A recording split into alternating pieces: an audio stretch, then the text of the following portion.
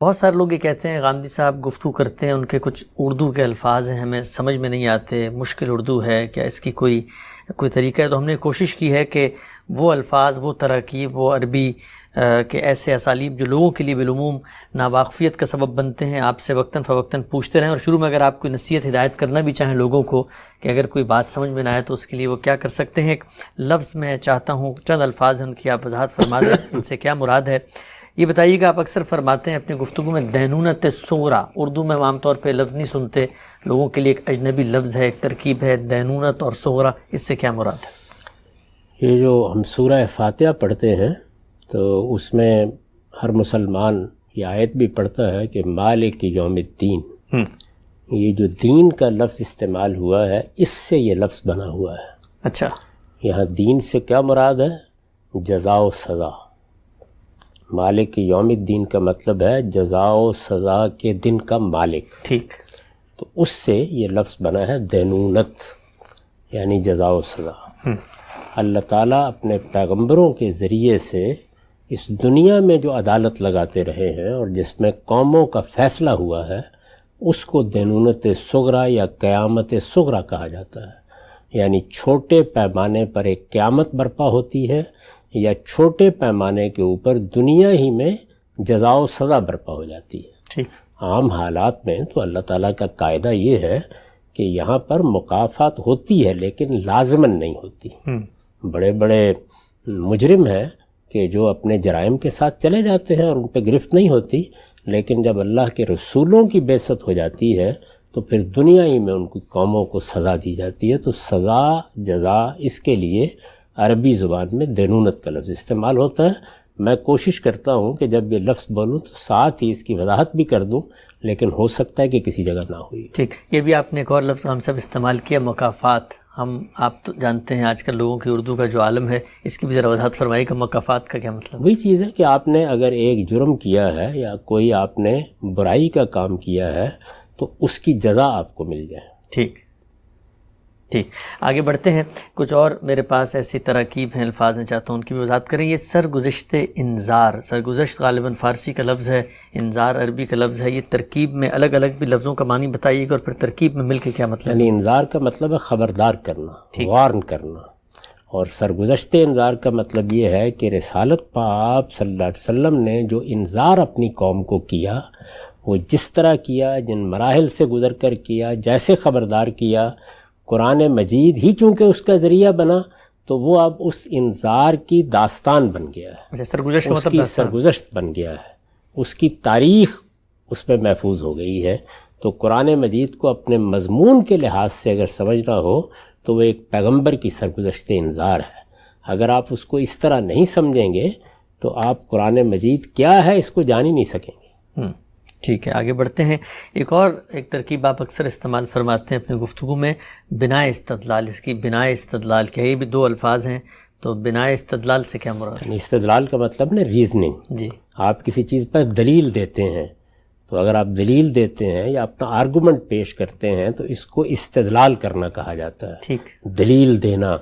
تو جب بھی آپ کوئی مقدمہ قائم کریں گے، کوئی بیان دیں گے، کسی چیز کو ماننے کے لیے کہیں گے یا یہ کہیں گے کہ یہ علم ہے یا یہ صحیح ہے یا یہ غلط ہے، تو آپ کی کوئی بناء استدلال ہونی چاہیے، فاؤنڈیشن آف آرگومنٹ، یعنی کوئی چیز ہونی چاہیے نا جس کی بنیاد پر آپ یہ کہہ رہے ہیں کہ یہ غلط ہے۔ تو آپ کی ریزننگ کی بنیاد کیا ہے، تو اس کو اردو میں بناء استدلال کہیں گے۔ اور یہ ضروری ہے کہ انسان جانے، اس لیے کہ اس کے بغیر تو جو میں نے کہہ دیا وہ میرا بیان ہے، جو آپ نے کہہ دیا وہ آپ کا بیان ہے، اس کی کوئی وقت نہیں ہے۔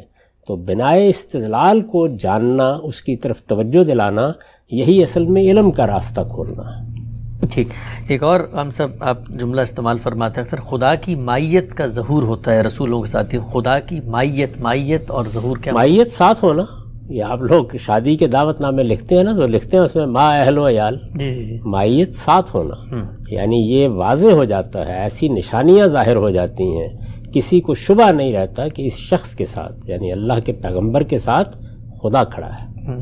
تو اسی طرح آپ بائبل کو اگر پڑھیں گے تو جگہ جگہ آپ کو یہ تعبیر نظر آئے گی کہ تمہارا خدا تمہارے ساتھ ہے، تمہارا خدا تمہاری طرف سے لڑ رہا تھا۔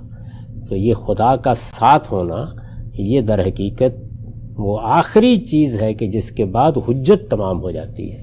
یعنی اتمام حجت جس کو کہا جاتا ہے کہ اب کسی کے پاس عذر نہیں رہا، تو اس میں اللہ تعالیٰ یہ کہتے ہیں کہ استدلال بھی ہوتا ہے، بات سمجھائی بھی جاتی ہے، دلائل بھی دیے جاتے ہیں، سوالوں کا جواب بھی دیا جاتا ہے، لیکن آخر میں جو چیز گرفت کا باعث بن جاتی ہے وہ یہ ہے کہ اللہ کی مائیت کا ظہور ہو جاتا ہے. یعنی گویا سورج چاند جس طرح سے آسمان پر طلوع ہوتے ہیں اور کسی کے لیے انکار کی گنجائش نہیں رہتی، اسی طرح پیغمبر کے ساتھ اللہ تعالیٰ کی مائیت کا ظہور ہوتا ہے. ٹھیک، آگے بڑھاتے ہیں ہم سب اس سلسلے کو. یہ بتائیے گا، اکثر گفتگو میں زیر بحث آتا ہے یہ استنباطی استدلال ہے، تو استنباطی استدلال سے کیا؟ انفر کرنا. یعنی ہمارے پاس جو ذرائع ہیں علم کے، ان میں ظاہر ہے کہ ہمارے حواس ہیں، یہ حواس باطنی بھی ہیں، حواس ظاہری بھی ہیں. ہم اپنے باطن کو بھی دیکھتے ہیں، اپنے ظاہر کو بھی دیکھتے ہیں، اپنے باطن کی آواز بھی سنتے ہیں، اپنے ظاہر میں بھی آوازیں سنتے ہیں. اس خارجی دنیا سے ہمارا تعلق ظاہری حواس سے ہوتا ہے، ہمارے اپنے نفس سے ہمارا تعلق ہمارے باطنی حواس سے ہوتا ہے. تو ہمارے ظاہری اور باطنی حواس جن مشاہدات یا جن تجربات سے علم اخذ کرتے ہیں، ان سے پھر عقل کچھ چیزوں کا استنباط کرتی ہے، انفر کر لیتی ہے. تو ہمارے علم کا ایک بہت بڑا حصہ جو ہے وہ انفرنس پر مبنی ہوتا ہے. تو عربی زبان میں یا اردو زبان میں انفرنس کو استنباط کہا جاتا ہے. ٹھیک، یہ بتائیے کہ ہم صاحب اکثر آپ نے قرآن مجید کی صورتوں اور نظم واضح کرتے ہوئے فرماتے ہیں ترتیب سعودی ہے. تو یہ ترتیب سعودی، دو الفاظ میں الگ الگ مطلب بتا دیجیے کہ ترتیب کا مطلب تو پتہ ہی ہے لوگوں کو، سعودی سے کیا مراد ہے؟ یہ دیکھیے کہ آپ جس وقت کہتے ہیں نا 1 2 3 4، تو آپ اصل میں ایک سے اوپر جا رہے ہیں. جی، تو سعودی کا مطلب ہے کہ نیچے سے اوپر جانا. اچھا، اور اگر آپ اوپر سے نیچے آ رہے ہیں تو یہ ترتیب نزولی ہے. اوکے، یعنی اسینڈنگ ڈسینڈنگ آرڈر جس کو کہتے ہیں. ٹھیک ہے، ہم سب آگے بڑھاتے ہیں. یہ بیان فرمائیے گا، اکثر آتا ہے کہ آپ فرماتے ہیں کہ نص میں یہ بات بیان نہیں ہوئی. نص سے کیا مراد ہوتی ہے؟ یعنی اللہ تعالیٰ کے کسی آیت میں، قرآن مجید میں یا رسالت میں آپ صلی اللہ علیہ وسلم نے اپنے کسی ارشاد میں اس بات کو بیان نہیں کیا. نص کا مطلب ہے کہ یہ وہ چیز ہے کہ جس کو اللہ تعالیٰ نے موضوع بنا کر خود یا اپنے پیغمبر کے ذریعے سے لفظوں میں بات واضح کر دی.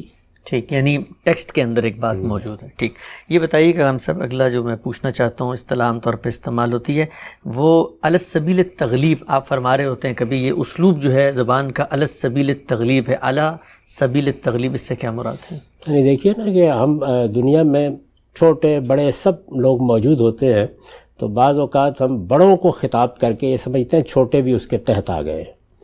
یا جس طریقے سے ہمارے ہاں چونکہ ایک بڑے طویل عرصے تک معاشرہ اس طرح رہا ہے کہ اس میں مرد ہی ڈومینیٹ کرتے رہے ہیں، تو اس میں مردوں کو خطاب کر کے عورتوں کو خود ہی شامل سمجھا جاتا ہے. زبان کی بات کر رہا ہوں، یعنی زبان میں یہی اسلوب ہے، تو اس کو کہتے ہیں علی سبیل التغلیب. یعنی آپ غور کر کے دیکھیں تو ہمارے ہاں مردوں کو خطاب کرنا ہو تو کچھ سیگے ہیں، دنیا کی ہر زبان میں ہیں. عورتوں کو خطاب کرنا تو الگ سیگے ہیں. اکٹھے ہوں عورتیں اور مرد تو پھر مذکر ہی کے سیگے ہوتے ہیں. میرے عزیز ہم وطنوں ہم کہتے ہیں، ایسے ہی کہتے ہیں نا. یعنی اس میں پھر عورتوں کا ذکر الگ سے نہیں ہوتا. تو یہ چیز کیا ہے؟ یہ علی سبیل التغلیب ہے. یعنی کسی ایک صنف کا، کسی ایک گروہ کا غلبہ مان کر آپ اس کا ذکر کر دیتے ہیں اور دوسرا اس کے تحت آ جاتا ہے. اس کی سب سے عمدہ مثال وہ ہے جس میں قرآن مجید نے یہ کہا کہ ہم نے فرشتوں کو حکم دیا کہ آدم کے سامنے سجدہ ریز ہو جاؤ. تو جنات بھی اصل میں فرشتوں کے تحت ہی ایک مخلوق ہے، یعنی بس اس سے چند قدم نیچے سمجھیے. تو وہ حکم میں شامل تھے، یہ آگے استثناء نے واضح کر دیا. تو اس کو کہتے ہیں کہ جنوں کا ذکر کرنے کی ضرورت نہیں تھی، فرشتوں ہی کا ذکر کافی تھا، وہ علی سبیل التغلیب اس میں شامل تھے. ٹھیک ٹھیک ٹھیک، آپ سب بہت شکریہ، آپ نے سمجھا دی بات. یہ بتائیے گا، آپ فرماتے ہیں اکثر جز بول کے کل مراد لیا ہے اور کل بول کے جز مراد لیا، اس سے کیا مطلب؟ یعنی مجھ سے اگر آپ یہ پوچھتے ہیں کہ کیا آپ نے آج صبح قرآن پڑھا، تو آپ کے پیش نظر کیا ہوتا ہے کہ میں پورا قرآن پڑھ کے آیا ہوں. نہیں، صورت تو میں جب جواب میں کہتا ہوں کہ ہاں صبح تلاوت کی قرآن کی، تو اس سے کیا مراد ہوتا ہے؟ ہو سکتا ہے چند آیتیں پڑھی ہوں. اچھا، تو یہاں پر اصل میں لفظ قرآن جو بولا گیا ہے اس میں جز مراد ہے. یعنی لفظ تو کل بولا گیا ہے، قرآن بولا گیا ہے. جیسے کہ سورہ قدر میں ہے کہ انا انزلناہ فی لیلۃ القدر، ہم نے اس قرآن کو قدر کی رات میں نازل کیا. پورا تو نہیں نازل ہوا نا. یہاں بھی وہی کیا گیا کہ پورا قرآن کا لفظ بول کر اس سے جز مراد لے لیا گیا. اسی طرح بعض اوقات جز بولتے ہیں، جیسے میں نے جواب میں یہ کہا کہ ہاں میں نے صبح قرآن پڑھا تھا، تو یہاں میں نے اصل میں جزء کو بولا ہے اور اس سے مراد کل لے لیا. ٹھیک ٹھیک ٹھیک ٹھیک ٹھیک، ہم سبھی بات واضح ہو گئی. آگے بڑھاتے ہیں اس سلسلے کو. یہ بتائیے گا استراری علم، استرار عام طور پہ یہ لفظ بھی لوگوں کے لیے ایک اجنبی ہوتا ہے اور آگے علم بھی آ گیا. استراری علم کا لفظی معنی کیا ہے؟ یعنی وہ علم کے جس کو حاصل کرنے کے لیے میں کسی استدلالی عمل سے نہیں گزرتا، کسی ریزننگ سے نہیں گزرتا، ٹھیک، بلکہ میں اس کو ماننے کے لیے مجبور ہوں. جیسے مثال کے طور پر میرے اپنے وجود کا علم ہے، جیسے میرے حواس دو چار ہو جاتے ہیں اس دنیا کے ساتھ، تو میں اس سے گریز نہیں کر سکتا. یعنی یہ وہ علم ہے کہ میں اس کو حاصل کرنا چاہوں یا نہ چاہوں، میں مجبور ہوں کہ میں اس کا اعتراف کروں.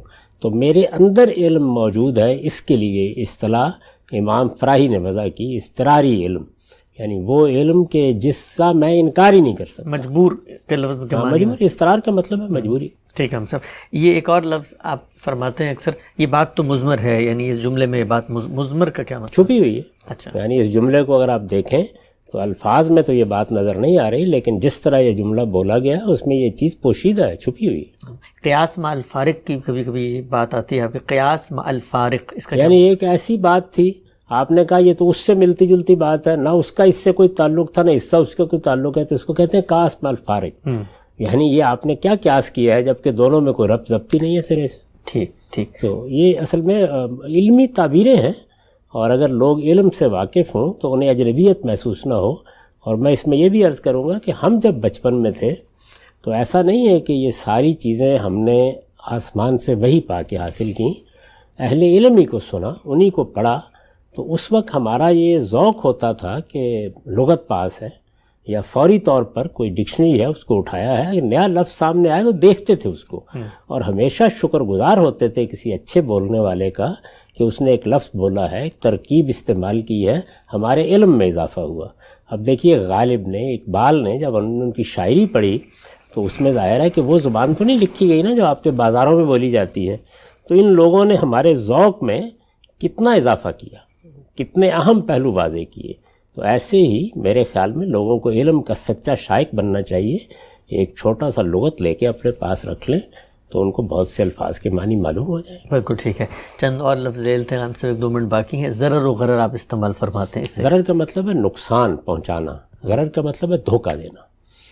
تو آپ اپنے کسی معاملے میں بھی جب آپ معاشی معاملات خاص طور پر کرتے ہیں، ایسا نہیں کر سکتے کہ دوسرے آدمی کو لازماً نقصان پہنچانا پیش نظر ہو. کاروبار کرتے ہیں، نفع کماتے ہیں، لیکن اس میں اگر یہ چیز شامل ہو جائے کہ مجھے تو کسی دوسرے کی دکان اجاڑنی ہے تو یہ جرم ہے.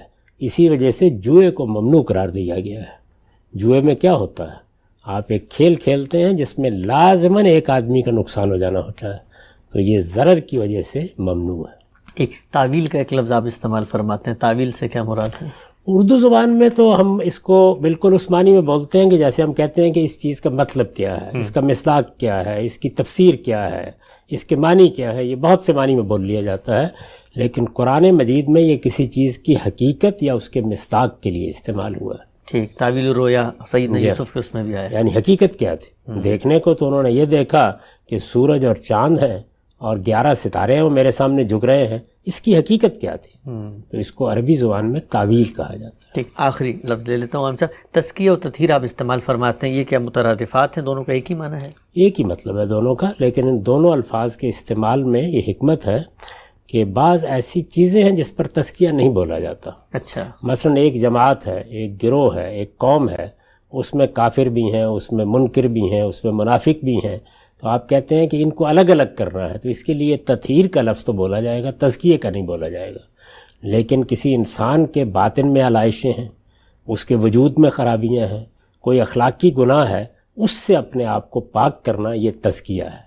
تو تزکیہ ایک تعبیر ہے جو قرآن مجید نے دین کے مقصد کو بیان کرنے کے لیے اختیار کی ہے کہ یہ دین دیا کیوں گیا ہے، کیا مقصد ہے اس کا. تو فرمایا کہ اس کا مقصد یہ ہے کہ اس سے تم اپنا تزکیہ کرو، اور تزکیہ یعنی پیوریفائی کرو، اپنے آپ کو پاکیزہ بناؤ. اللہ تعالیٰ قیامت میں اس بنیاد پر تمہارا فیصلہ کریں گے کہ کیا تم جنت میں داخل ہونے کے قابل ہو. یعنی جتنا کوئی اپنے آپ کو پاکیزہ بنائے گا یا پاکیزہ بنائے رکھے گا، اسی کے لحاظ سے جنت میں اس کے مقام کا فیصلہ ہوگا. ٹھیک ہے.